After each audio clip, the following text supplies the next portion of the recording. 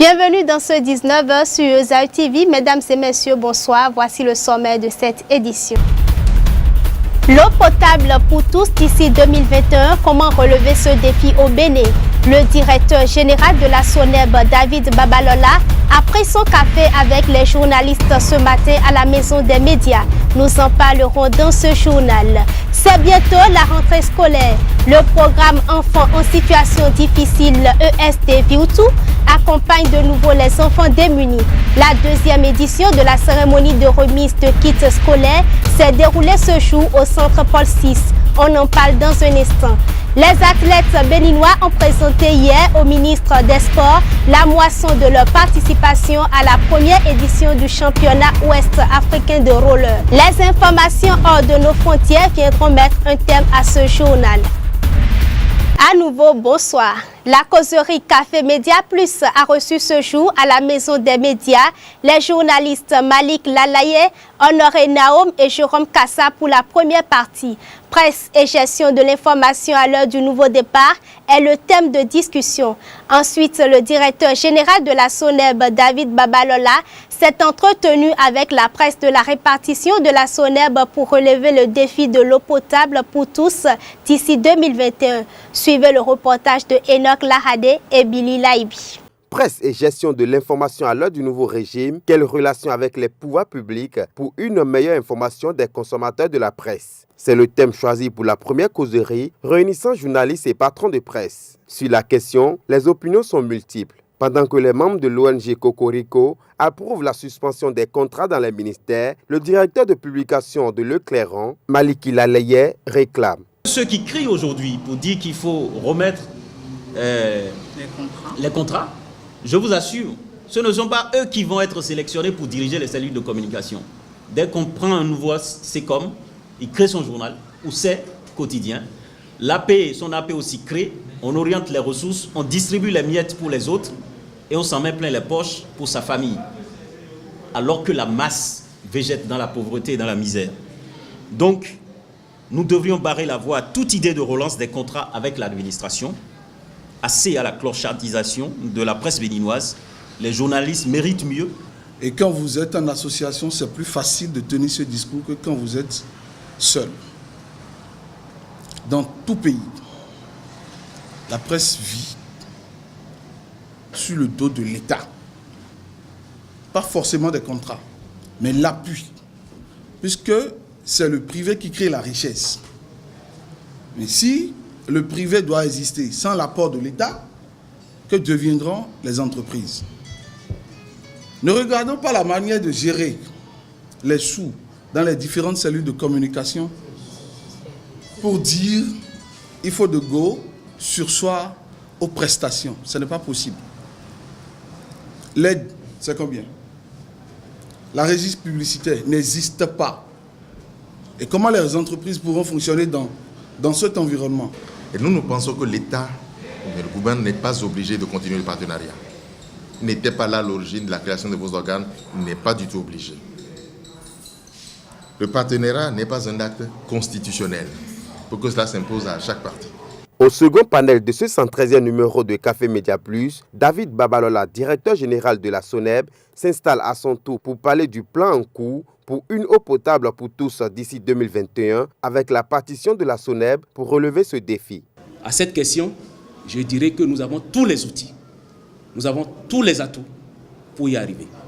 Mais il y a aussi des contraintes. Le premier atout, c'est la vision politique. Nous avons la chance d'avoir un homme qui est arrivé et qui est courageux et qui dit « Faites-moi un programme, élaborez-moi un plan d'action d'urgence pour pouvoir atteindre les objectifs de donner l'eau à toutes les populations en milieu urbain et périurbain en 2021. Point. Je veux savoir ce que ça fait. » Ce document est déjà devenu disponible. Mais je dévance, mais ça serait rendu public certainement d'ici quelques jours. Alors, nous savons aujourd'hui ce qu'il faut investir pour donner l'eau à tous les Béninois. Et, sans risque de me tromper, nous évaluons cela à plus de 600 milliards. 113 numéros déjà pour Café Média Plus. Les invités ici présents félicitent l'initiative des promoteurs de ce creuset et comptent de revenir bientôt pour d'autres sujets. Le programme ESD Viutu accompagne de nouveau les enfants dans la scolarité. Ceci à travers la deuxième édition de la cérémonie de remise de kits scolaires aux enfants en situation difficile. Cette cérémonie s'est déroulée ce vendredi au centre Paul VI de Cotonou. Le compte rendu avec Leandro Kodo. À sa deuxième édition, le programme Enfants en situation difficile ESD Viutu a organisé une cérémonie de remise de kits scolaires aux enfants et jeunes vulnérables ce vendredi 30 septembre au centre Paul VI de Cotonou. Une initiative du service de la charité pour le développement intégral de l'homme SCDIH Caritas Cotonou, appuyée par la Caritas Allemagne pour accompagner les enfants et jeunes de la rue déscolarisés, souvent désœuvrés, en conflit avec la loi ou victimes de traite. Florias Kassa, au nom des récipiendaires, exprime toute leur gratitude envers leurs bienfaiteurs.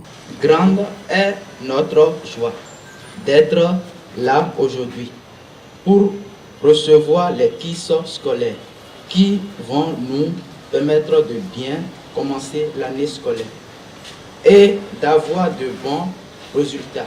Alessandre Daignon portera une double casquette pour représenter et dire le mot de bienvenue du père directeur du SDIH Caritas, absent, ensuite pour livrer son allocution de coordonnateur du projet.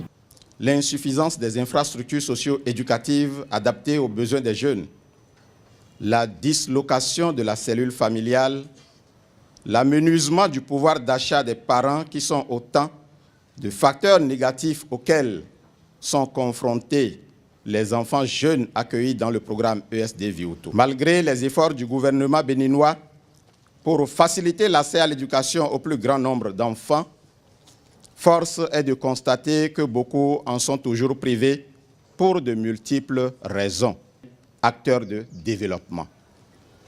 Conscient de cette réalité, le programme ESD Viutu Caritas Cotonou, depuis plusieurs années, offre un appui accompagnement aux enfants jeunes non scolarisés et déscolarisés, accueillis dans ces centres et désireux d'aller à l'école et de s'instruire. Après l'étape de bénédiction de ces matériels, les enfants reçoivent officiellement les dons. Bénéficiaires de ces kits scolaires, ils proviennent des centres d'écoute et de formation CEF de Dantokpa, d'Agla, d'Agonticon, des sessions marchés, puis des carrefours d'écoute et d'orientation CEO. Rappelons que le SCDIH Caritas Cotonou œuvre depuis 1988 pour la défense des droits des enfants jeunes au Bénin dans le cadre de ce programme dénommé ESD Viutu.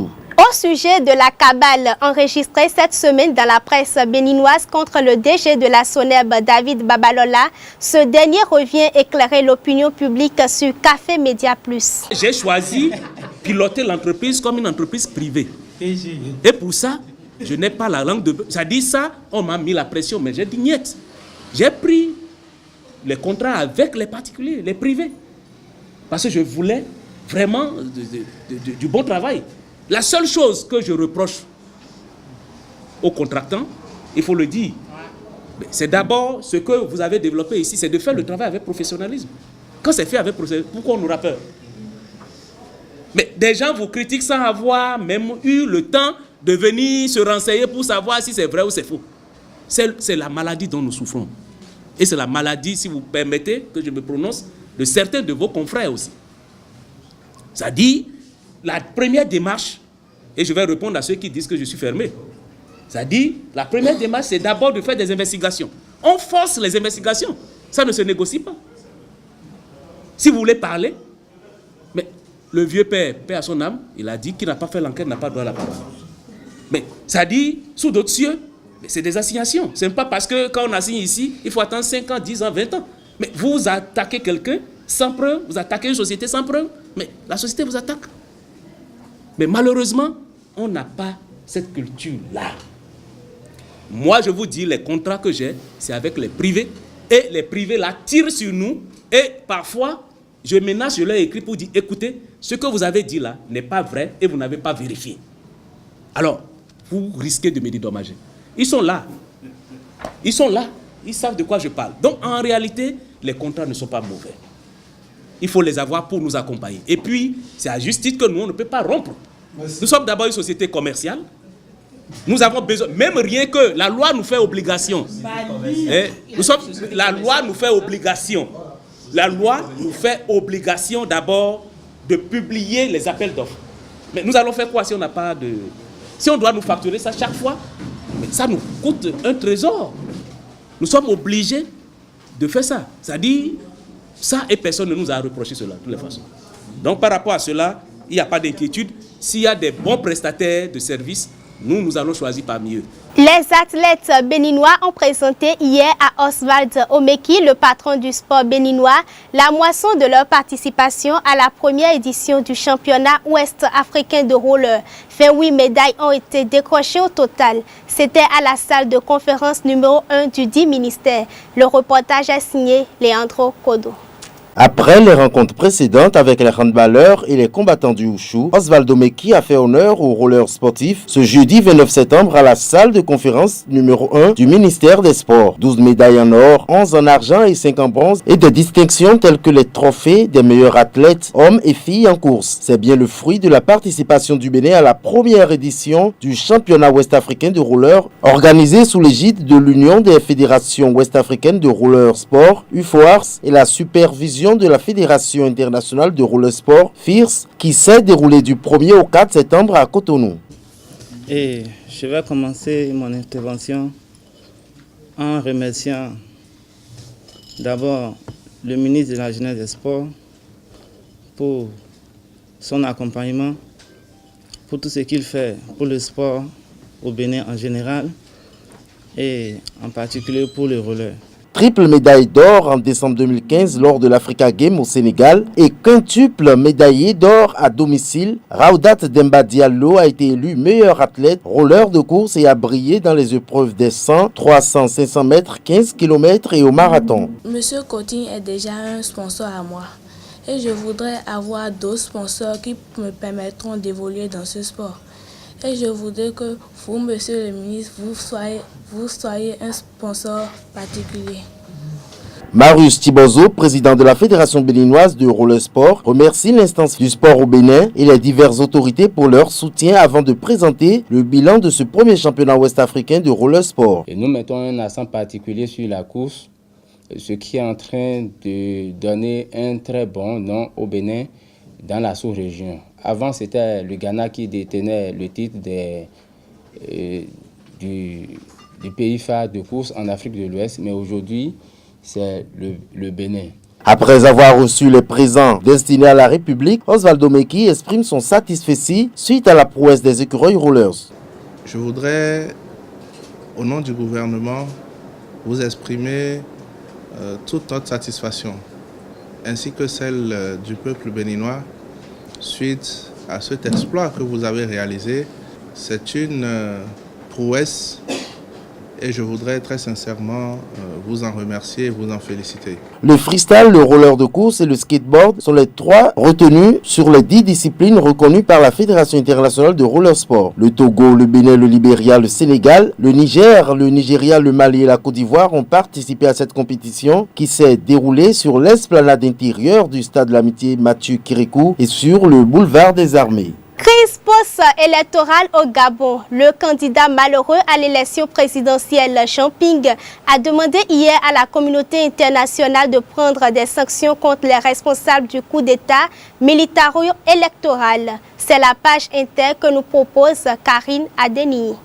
Démarrons la page Inter par la crise post-électorale au Gabon. Le candidat déchu aux élections présidentielles, Champing, a demandé hier 29 septembre à la communauté internationale de prendre des sanctions ciblées contre les responsables de ce qu'il appelle un coup d'État militario-électoral, réaffirmant qu'il ne reconnaîtrait pas le pouvoir d'Ali Bongo. En RDC, démarrage des travaux du dialogue national inclusif ce vendredi 30 septembre suite à la suspension de ces derniers après les troubles des 19 et 20 septembre à Kinshasa. C'est ce qu'a annoncé la veille le facilitateur de l'Union africaine Edem Kodjo. Ces travaux auxquels refusent toujours de participer l'UDPS, le G7, la Dynamique et le MLC réunis au sein du rassemblement de l'opposition font écouter la commission électorale fait un point. Mais il faut rappeler que la commission épiscopale nationale du Congo n'a pas encore accepté de reprendre sa place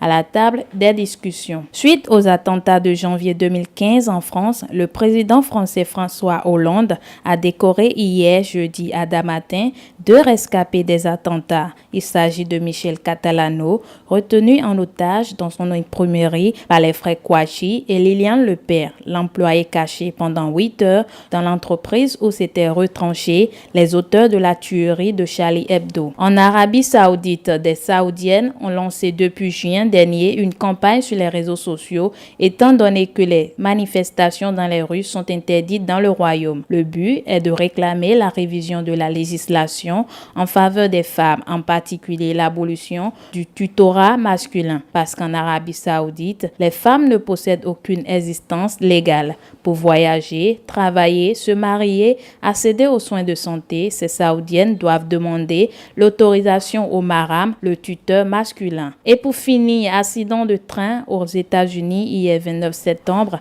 au moins une personne tuée et des dizaines de blessés, dont certaines dans un état critique, lors d'un déraillement survenu à la gare de Hoboken dans le New Jersey. C'est la fin de cette édition du JT Soir sur ESAU TV. Je vous remercie de l'avoir suivi. Prenez le rendez-vous demain pour votre émission hebdomadaire Info Hebdo. Bonsoir.